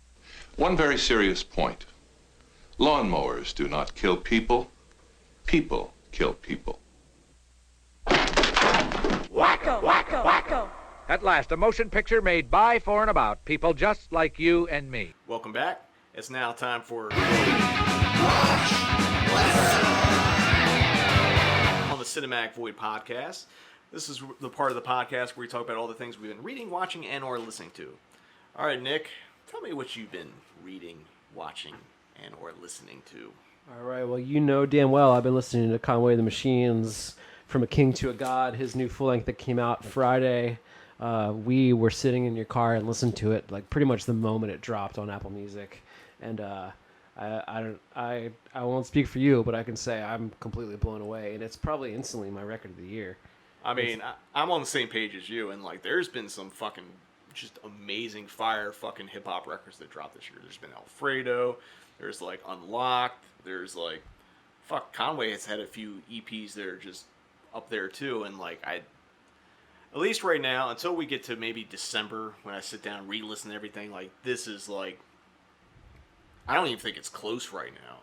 I thought Alfredo, like it's gonna be hard for anybody to top that as like a hip hop record, let alone a record of the year, and like I think Conway fucking just snaked it. That's it. I guess I just got to go like Alfredo. Maybe we'll just call that an EP. Yeah. That's my favorite EP. But From a King to a God, that's the shit, dude. So fucking Conway, new SZA single, Hit Different. I think it's super sick. Yeah. And then just I've been listening to some old shit. New Order, Broken English Club, Suburban Hunting LPs. His first full length is super sick.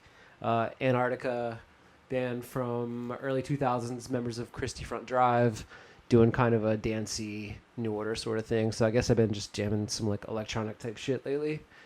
And then Conway. And then watching, I haven't been watching anything, man. I have watched Cobra Kai. I watched both seasons of Cobra Kai, but I haven't really been watching any movies. I watched Trick or Treat recently, Trick with the R, Michael Dougherty. I just love it. It's just, it's getting close to Halloween. Well, we'll be talking about that more on another episode of the On Halloween series for the Cinematic Void podcast for sure.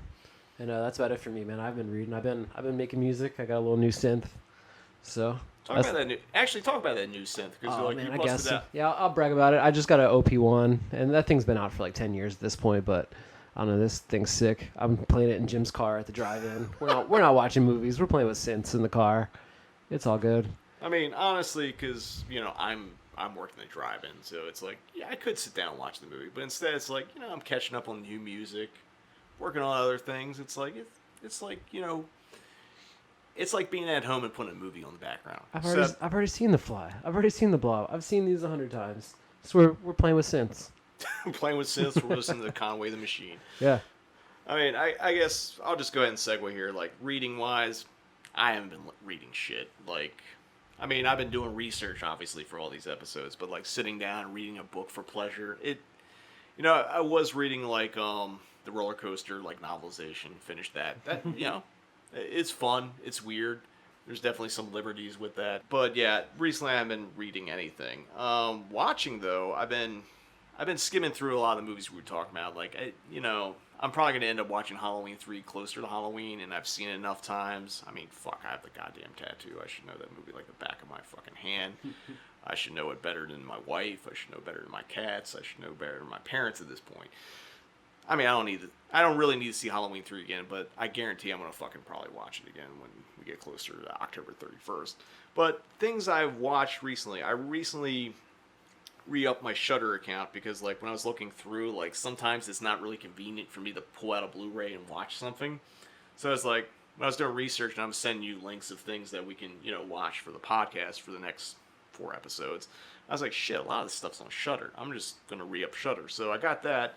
And instead of watching anything that we were talking about, like I noticed they had like a new restoration of Fade to Black on it from 1980. It's it's a really interesting, like, kind of slasher movie. I know a lot of people are kind of going ape about it for, for a lot of reasons. I mean, it's basically, it stars Dennis Christopher as a film-obsessed loner who is, like, bullied and becoming a psychotic murderer known as the Celluloid Killer. He more or less dresses up as different, like, monsters or actors and, like, takes revenge on people. And it has a big climax at the Chinese theater. I hadn't seen this movie since the Anchor Bay days when I had the old DVD, and, like, I might have thrown it on maybe as recent as, like, early to mid-2000s, but I haven't seen it since. So, like, seeing a nice HD, like, remaster of it on Shudder was like, oh, that's fucking great. And I know a lot of people are, like, kind of currently hyping it. It's definitely worth the hype. So if you haven't seen Fade to Black, it's really good. And it's also produced by Halloween producer Irwin Yablans, who, after Halloween, made a series of movies trying to chase making the next Halloween. And I'll just go through a couple of things out there he produced, which he made Hell Night with Linda Blair, which is supposed to be a haunted house thing that's sort of like Halloween. There's Fade to Black, which is more of a art house version of Halloween. He also made Prison, which is Halloween in a prison. I mean, basically Irwin was just obsessed with trying to, like, catch lightning in a bottle again. And, like, I think I like all those movies, but, like, again, like, Halloween's its own fucking monster, and I don't think there's been a fuck ton of slasher movies came after Halloween, and none of them really ever touched Halloween again. But at least for Fade to Black, because it's so different, so weird, kind of artsy, really dark. And if you've ever been like a loner who's watched movies, it'll definitely hit a little close to home. So definitely check out Fade to Black. The other thing I watched recently was a movie I've heard about, but I've never seen. I actually ordered this from Dark Force Entertainment. It is Primal Rage from 1988. It is a Italian-American co-production. It's one of those great Italian productions that went down to Florida to shoot.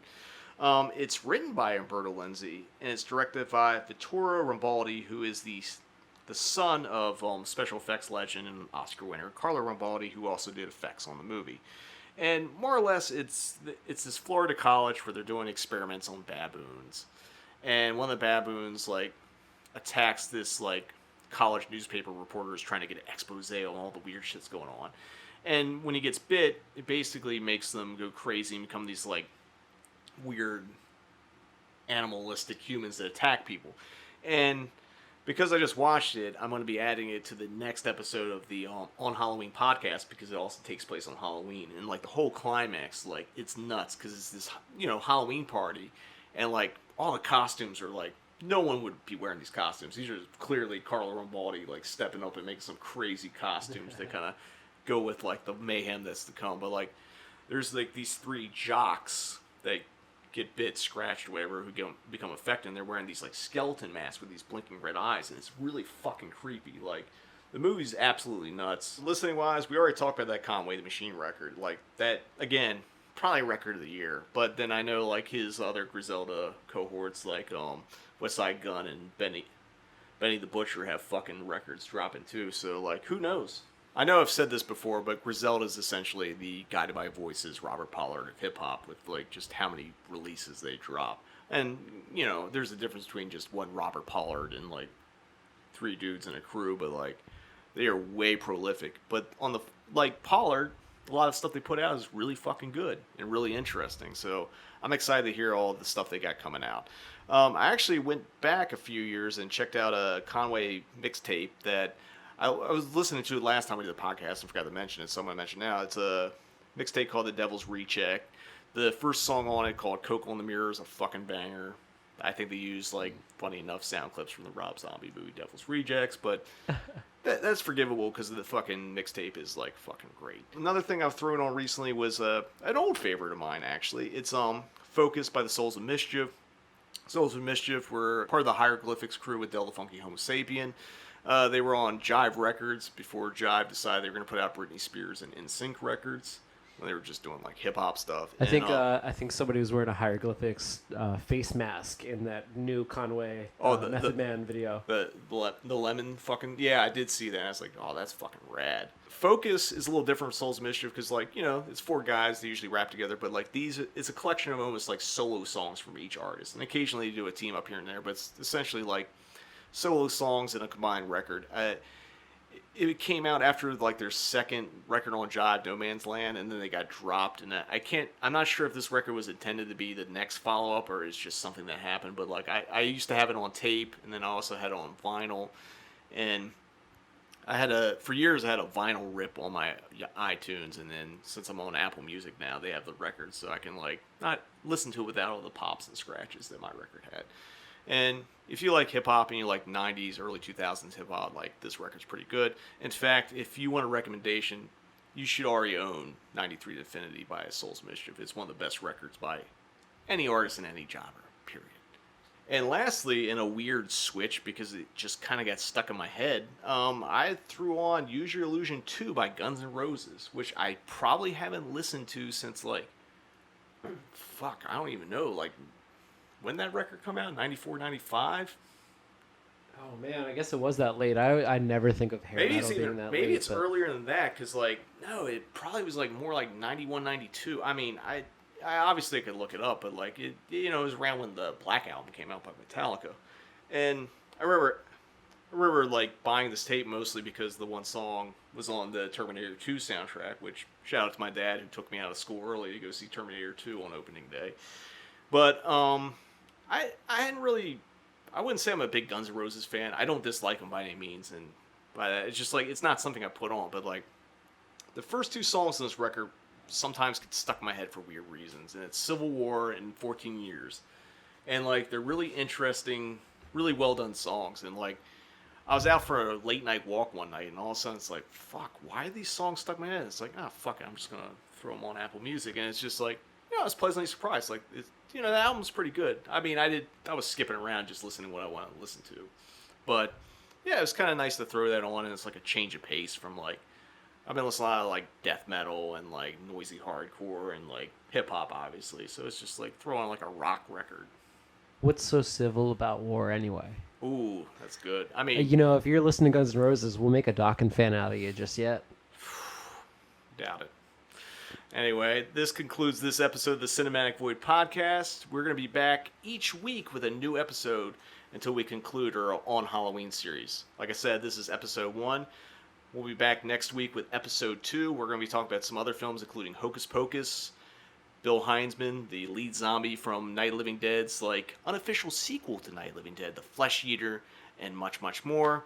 So if you're not already subscribed to the podcast, we're on Apple Music, Spotify, Stitcher. You can also listen to it on Patreon and, of course, SoundCloud. And if you like the podcast, give us that 5-star or the thumbs up or whatever the fuck is on whatever platform you listen to. Because the more you do that, if you like the podcast, it brings more attention to it so other people can listen to it and hear us talk about how Halloween 3 is fucking awesome.